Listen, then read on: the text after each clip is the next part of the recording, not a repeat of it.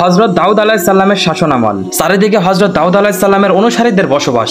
তখন এক ব্যক্তি কঠিন অভাবে পড়ে এক খণ্ড জমি বিক্রয় করলো। ক্রেতা ব্যক্তি ক্রয়কৃত জমিতে ফসল ফলানোর জন্য জমিতে চাষ করা শুরু করলো। চাষ করতে করতে হঠাৎ সে জমির মধ্যে পুঁতে রাখা একটি স্বর্ণভর্তি কলস পেল। ক্রেতা চাষি ভাই ওই স্বর্ণভর্তি কলসটি যত্ন করে বাড়িতে রেখে দিল এবং এই সুসংবাদ নিয়ে সে বিক্রেতার বাড়িতে গেল। ক্রেতা ব্যক্তিকে বলল, ভাই, আপনার নিকট থেকে আমি যে জমি ক্রয় করেছিলাম সে জমিতে আমি এক কলসি স্বর্ণ মুদ্রা পেয়েছি। দয়া করে আপনি এই মূল্যবান সম্পদ আমার কাছ থেকে ফেরত নিন, কেননা আমি শুধুমাত্র আপনার জমি কিনেছি, এই মূল্যবান স্বর্ণ মুদ্রা আমি কিনিনি। এবার বিক্রেতা বলল, না ভাই, তা হতে পারে না। আমি তো জমি বিক্রি করার সময় কোনো শর্ত দেইনি যে জমিতে প্রাপ্ত সম্পদ আমাকে ফেরত দিতে হবে, বরং জমিতে যা আছে সব আপনার। আমি জমি সহ সবকিছু বিক্রি করে দিয়েছি, অতএব আপনি জমিতে যা পেয়েছেন সব আপনারই সম্পদ। কিন্তু ক্রেতা ব্যক্তি তা মানল না, বরং বলল, আমি তো এটা কিনিনি, আমি এই স্বর্ণ মুদ্রা নিব কেন?